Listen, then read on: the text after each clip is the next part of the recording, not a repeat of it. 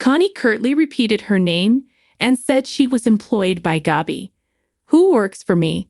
Kristen angrily demanded, then escorted Connie outside.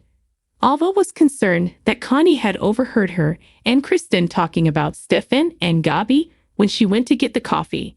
Relieved, Ava sent Gabi a text to let her know that Gabi was enjoying her and Stefan's anniversary. After getting the coffee back, Connie asked which desk belonged to her. After responding flippantly to Gabi's question, Kristen departed with Ava. Connie, humming happily, took possession of an unoccupied desk. Once the Bobby problem was resolved, she pledged to concentrate on holding Gabi and Stefan accountable for their actions against Lee. Rewinding to when Connie had overheard Ava and Kristen talking about Stefan's tryst with Ava. The perfect ammunition had just dropped into Connie's lap. She grinned. Gabi stormed inside the bistro to see a grinning Stefan setting up the establishment for a romantic evening. Gabi was upset at Stefan for dragging her away from crucial work, but she grinned when he gave her flowers and wished her a happy anniversary. Stefan kindly reminded her that they had tied the knot twice on that day after she apologized for forgetting the date. Stefan had wanted to commemorate the event with a unique gesture. He kissed Gabi tenderly and said there will be more surprises to come. Stefan said that he had composed a poem for Gabi, intending to read it aloud to her on their anniversary. Gabi was moved, as she didn't realize Stefan was not only a musician but also a poet. After promising to put the poetry to music someday, Stefan embraced Gabi. Whatever else there is means nothing much, you see? "'Cause you are everything to me," are the last words of the poem that he read aloud. After declaring the poem to be lovely, Gabi planted a tender kiss on Myanmar.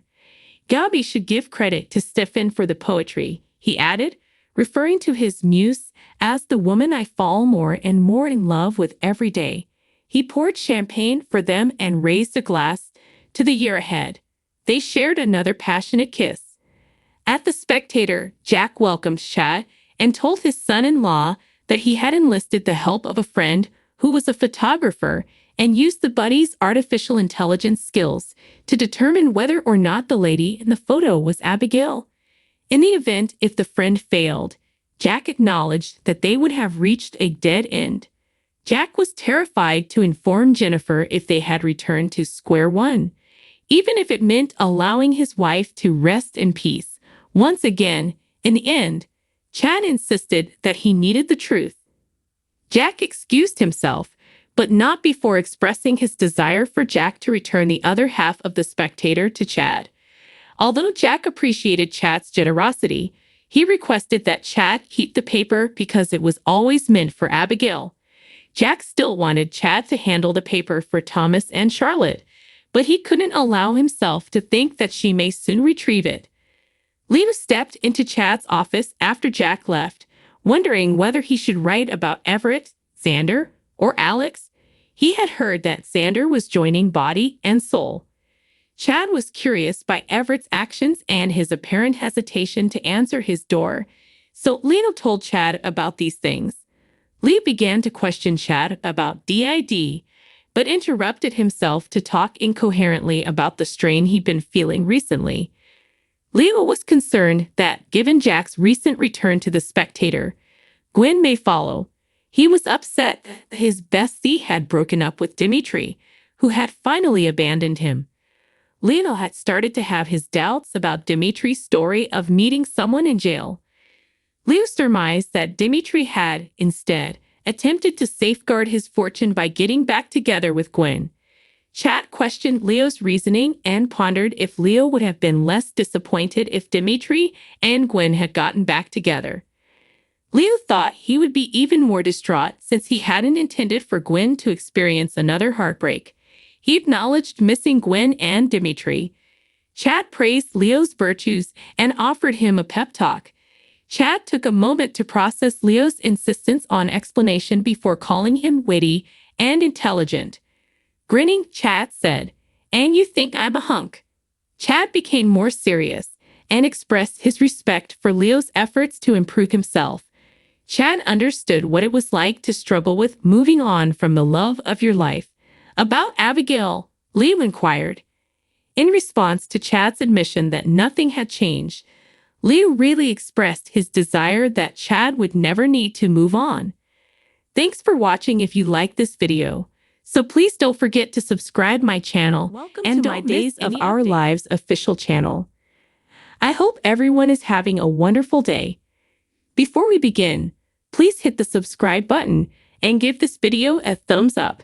Entering Bobby's hotel room covertly, Connie was ready to plant evidence that would bring Bobby to justice.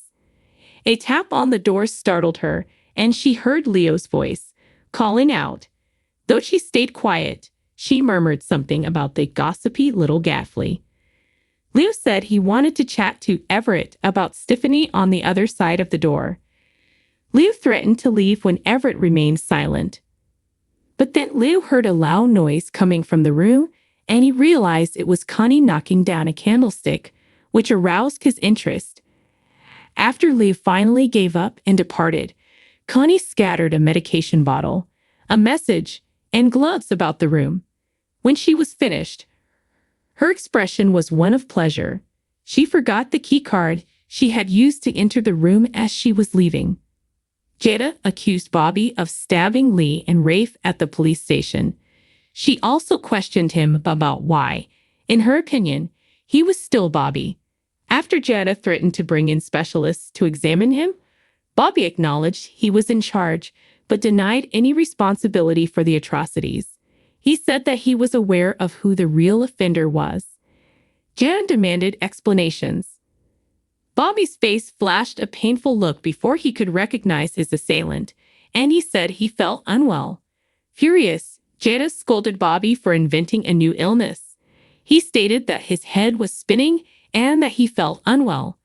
Then he hurried out the door after asking for a little time. Jada opened her mouth to follow him, but a phone call stopped her.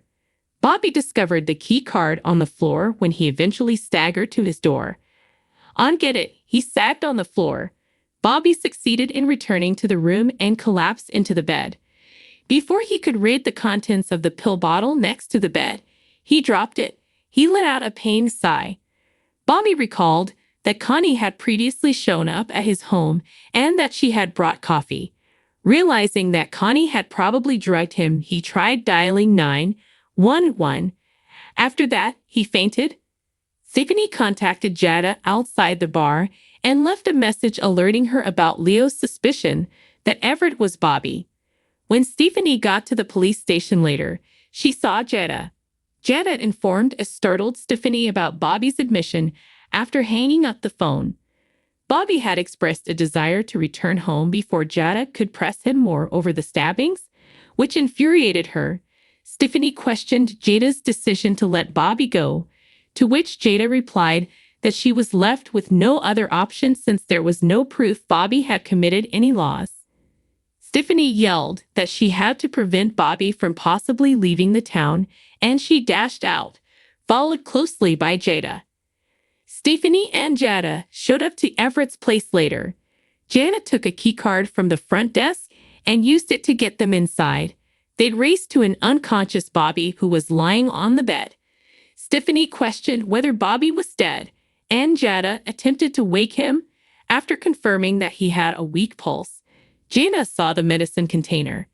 Jada inquired about Bobby's medication use. He stammered a little and said he hadn't taken any medication. Gabi presented suggestions for Gabi Chick's relaunch as advertising at Ava's Demura Enterprises office. Distracted Ava inquired about Rafe and apologized for being uninterested. Ava hoped that the police would catch the offender, and Gabi gave her an update on Rafe's health. Gabi got a call from Stefan while she was vowing to get revenge on the assailant. He had to go over to the bistro and see Gabi. Gabriella consented to see Stefan. She apologized for needing to go and told Ava about Stefan's urgent plea after hanging up. Although Ava told Gabi everything was okay, her countenance became concerned as Gabi departed. Kristen came into the office later. After a quick conversation regarding the Gabi Chick relaunch, She worried to Kristen that Stefan could be preparing a confession. Ava was silenced by Kristen, who also gave her advice not to discuss Ava's tryst with Stefan in public. Connie came into the office carrying cups of coffee, looking happy. After Kristen gave them a stern welcome, Connie introduced herself to the ladies as Gabi's new assistant and said she had brought coffee. Ava was amused when Kristen grabbed one of the cups for herself. Kristen threw up the coffee after taking a taste and inquired as to what Connie had added. Connie remembered the powdered stuff she had been adding on Bobby's coffee. Reiterating to Kristen that she hadn't added anything to the drink, she said, "At least not that one." Kristen requested Kathy to get her some sweetener, somewhat curtly.